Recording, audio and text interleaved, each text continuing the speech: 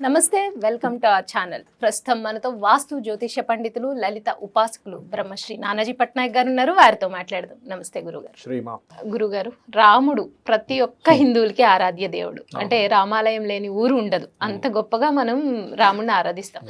ఆరాధించడమే కాదు, ఆ గుణాల్లో ఒక్క మంచిది మనం అలవర్చుకున్నా మన జీవితం ఎంతో సాఫీగా, అసలు ఎటువంటి టెన్షన్స్ లేకుండా వెళ్ళిపోతుంది అని మన పెద్దవాళ్ళు ఎప్పుడు చెప్తూనే ఉంటారు.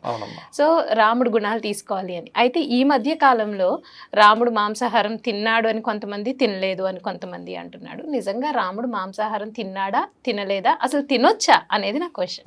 చాలా మంచి ప్రశ్న వేశారమ్మా.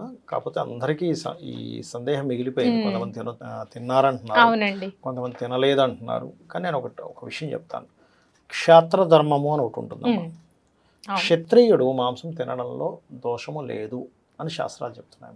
క్షత్రియుడు తినొచ్చు, క్షాత్ర ధర్మం అంటారు దాన్ని. రాముడు ఒకవేళ తిన్నా అది దోషం కాదు, పాయింట్ నెంబర్ 1. ఇంకోటి, మరి ఇప్పుడు ఉండేటువంటి జనాలు మరి తింటే దోషమా అంటే ఒకటే చెప్తాను.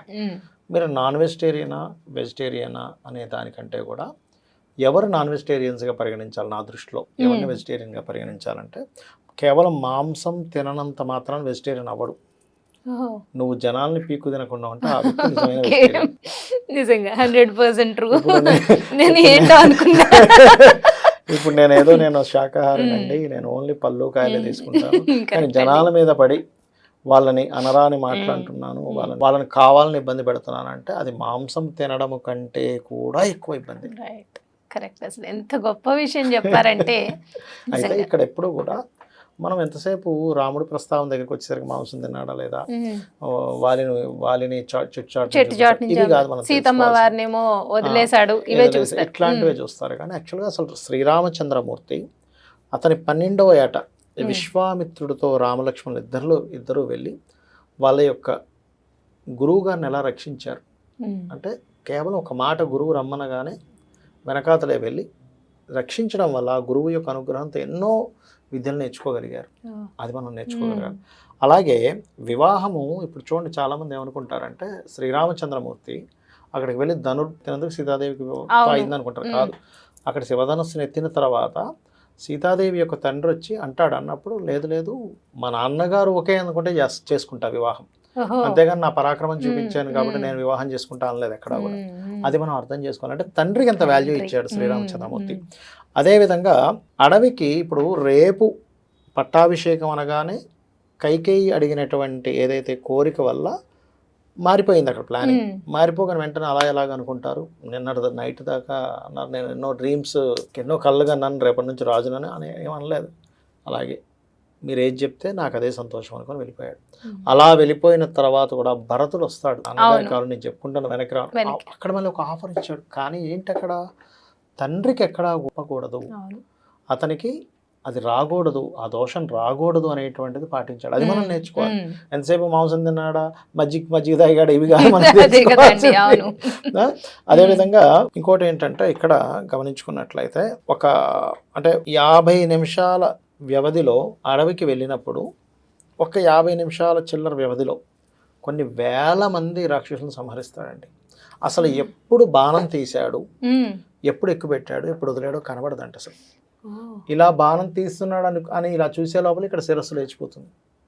అంత గొప్ప వారియర్ అంటే శ్రీరామచంద్రుడిని చూసి అంత గొప్ప వారియర్ కదా శ్రీరామచంద్రమూర్తి, ఇంత పెద్ద విలువిద్యా ప్రావీణ్యుడు కదా అని చెప్పి ఇన్స్పైర్ అవ్వాలి. అది నేను అంటున్నా, అది మనం తెలుసుకోవాల్సింది. అదేవిధంగా కామన్గా కూడా రాముడి గురించి చెప్పేటప్పుడు ఏమంటారంటే రామో విగ్రహమాన్ ధర్మ అంటారు. అంటే ధర్మాన్ని మొత్తం పూతపూస్తే రామచంద్రమూర్తి. అది మనం అర్థం చేసుకోవాలి. అదేవిధంగా ఇంకోటి ఏంటంటే ఇక్కడ రాముడికి యుద్ధంలో ఒకసారి ఏమవుతుందంటే మేఘనాథుడు వేసినటువంటి కొన్ని బాణాలకి లక్ష్మణస్వామి మూర్ఛపోతాడు. మూర్ఛపోయినప్పుడు తమ్ముడితో ఉండేటువంటి రిలేషన్ గురించి చెప్తాడు, ఏడుస్తాడు రామచంద్రమూర్తి. ఏమనంటే భార్య చనిపోతే ఇంకొక భార్యను వివాహం ఇంకొక అమ్మాయిని వివాహం చేసుకోవచ్చు, పుత్రులు పోతే మళ్ళీ వివాహం చేసుకుని కనొచ్చు, కానీ తమ్ముడు పోతే ఎవరిస్తారు, తమ్ముడిని ఎలా తెచ్చుకుంటాం మనం, అది తల్లిదండ్రుల ద్వారానే రావాలి, ఇప్పటికిప్పుడు రమ్మంటే వచ్చేది కాదు అది, అంతే కదా అని విలపిస్తాడు. అంటే తమ్ముడికి ఉండేటువంటి వాల్యూస్ ఏమిటనేది చెప్తాడు, రక్త సంబంధం ఏంటనేటువంటి చెప్తాడు. అది మనం తెలుసుకోవాలి కదా. అంతేగాని అక్కడ అలా కాకుండా ఎంతసేపు మనం అలాగో ఇది చేశారు, అయ్యో మీరేంటో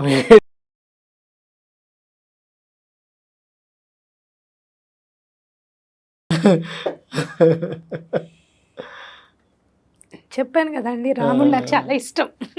okay so okay okay. Qualities ఎప్పుడు అతను ఎక్కడా కూడా ఇప్పుడు ఎవరైనా వచ్చారనుకోండి అమ్మ, అంటే రామాయణంలో ఒక గొప్ప విషయం ఉంటుంది ఏంటంటే, అది మనం చూడండి, ఇప్పుడు 4 కార్లు 4 బంగళాలు ఒక మంచి కొన్ని ఎకరాల ఇది ఉందంగానే ఆ వ్యక్తికి గర్వం వచ్చేస్తుంది, నేను చాలా పెద్దవాడిని, నేను వెళ్ళి పలకరించడం ఏంటని.